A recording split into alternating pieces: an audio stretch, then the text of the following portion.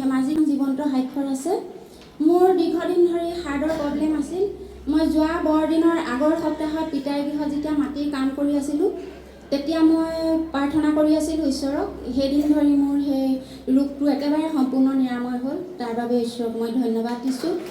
আৰু দ্বিতীয়টো স্বাক্ষৰ হ'ল, মই 31 অক্টোবৰৰ পৰা 2 নৱেম্বৰলৈকে মোৰ গেছৰ চৌকাটো আৰু চিলিণ্ডাৰটো অন হৈ থাকিলে মই ফুৰিবলৈ গৈছিলোঁ।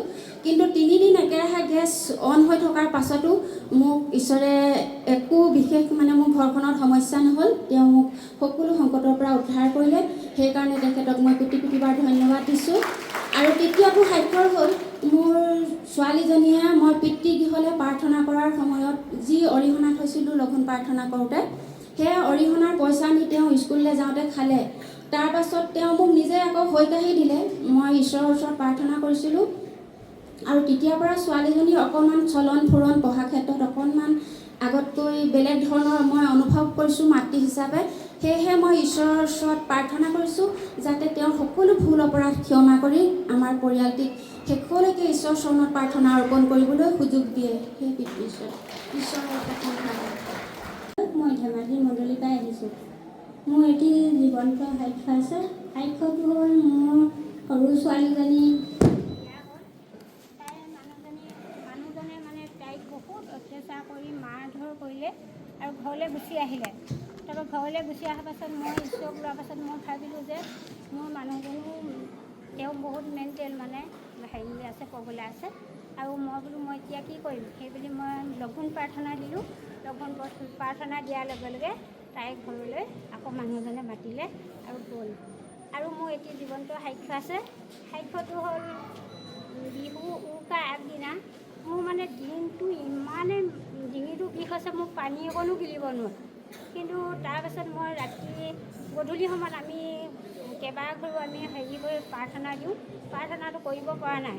তাৰপাছত মই লাহে লাহে পিঠা অকণমান পুৰিলোঁ। পুৰি লৈ মই যিমানে পিঠা পুৰিছোঁ সিমানে ডিঙিটো বিষ হৈছে।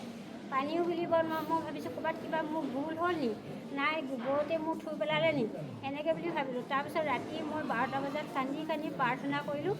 আৰু ঈশ্বৰে মোক গাটো এনেকৈ ঠেলা মাৰি দিলে। ঠেলা মাৰি দিয়াৰ লগে লগে মোৰ ডিঙিৰ বিষটো ভাল হ'ল আৰু ৰাতিপুৱা মই একেবাৰে সম্পূৰ্ণ সুস্থ হৈ গ'ল। মোৰ এয়া সাক্ষ্য নিষ্ঠলত। মোৰ ঘৰ শিৱসাগৰ।